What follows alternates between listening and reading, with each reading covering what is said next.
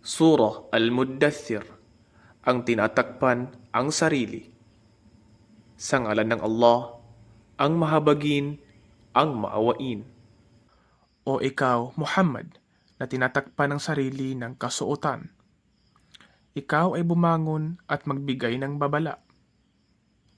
At ipagbunyi mo ang papuri ng iyong Panginoon. At dalisayin mo ang iyong kasuotan. At hiwasan mo ang dungis o karumihan.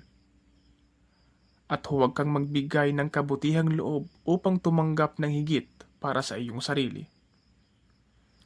At sa iyong Panginoon, ikaw ay matutong magtiis. Kaya kapag ang tambuli ay tumunog at magbigay ng hudyat, kaya iyan ang araw na sadyang mahirap na araw. Sa mga di naniniwala, ito ay hindi magaan. At hayaan mong ako ang makitungo sa isang nilikha kong nag-iisa. At sa kanya na aking pinagkalooban ng malaking yaman at ng mga anak na kanyang kapiling. At ikinalat ang lahat ng biyaya para sa kanya at ginawang magaan ang kanyang buhay. Pagkaraan, siya ay nagnanasa na dapat kong dagdagan ng higit pa. Hindi, mangyayari ang kanyang hinahangad. Katotohanan, siya ay naging mapaniil, matigas ang loob sa aming mga ayat, kapahayagan o babala. Siya ay aking papatawan ng mabigat na parusa. Katotohanan, siya ay nag-isip at nagbalak upang manirang puri. Kaya kasawian sa kanya kung paano siya nagbalak. Pagkaraan, kasawian sa kanya kung paano siya nagbalak. Pagkaraan, siya ay muling tumingin, nagsaalang-alang. Pagkaraan, siya ay nagkunot noo at umirap. Pagkaraan, siya ay bumaling, napatalikod at nagmalaki. Kaya siya ay nagsabi, ito ay isa lamang sa lamangka na ginaya mula sa iba. At ito ay isa lamang salita ng tao. Siya ay aking itataboy sa sakar, apoy ng impyerno. At ano nga ba ang makapagpapaliwanag sa iyo kung ano ang sakar? Wala itong kinaliligtaan at walang iniiwan na hindi sinusunog o tinutupok. Sinusunog at pinaiitim ang mga balat. Naroroon ay 19 na mga anghel. At wala kaming ginawang mga tagapagbantay ng apoy maliban sa mga anghel.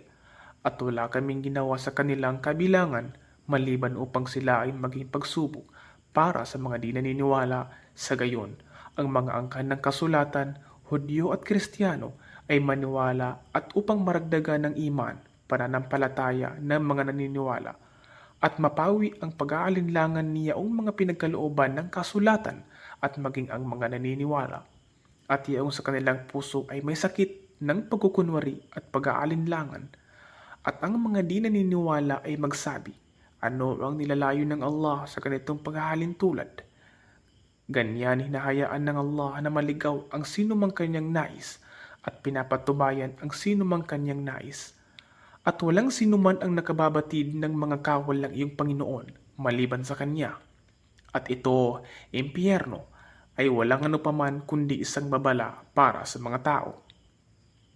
Hindi, at isinusumpa ko sa buwan, at sa gabi kapag ito ay maglalaho, at sa umaga kapag ito ay magliliwanag. Katotohanan, ito, impyerno, ay isa sa mga malalaking pagdurusa. Nagsisilbing babala o paalala para sa mga tao. Sa sino mang kabilang sa inyo na magnais upang humayo sa paggawa ng kabutihan o nanatiling nasa likuran magpatuloy sa gawaing masama. Bawat kaluluwa, tao ay pananagutin sa anumang kanyang pinagsumikapan, maliban sa mga kasamahan ng kanan, na paroroon sa mga hardin nagtatanungan sa isa't isa, tungkol sa mga mapaggawa ng kabuktutan.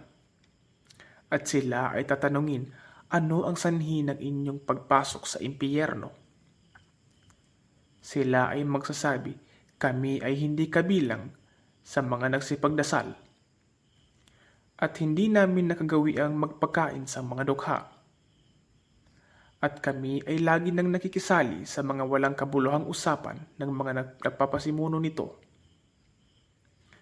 At kami ay lagi nang nagtatakwil hinggil sa araw ng pagbabayad. Hanggang sumapit sa amin ang katiyakan ng kamatayan. Kaya walang tagapamagitan ang maaring mamagitan sa kanila. Kaya ano ang nangyayari sa kanila na sila ay lumalayo mula sa paalala?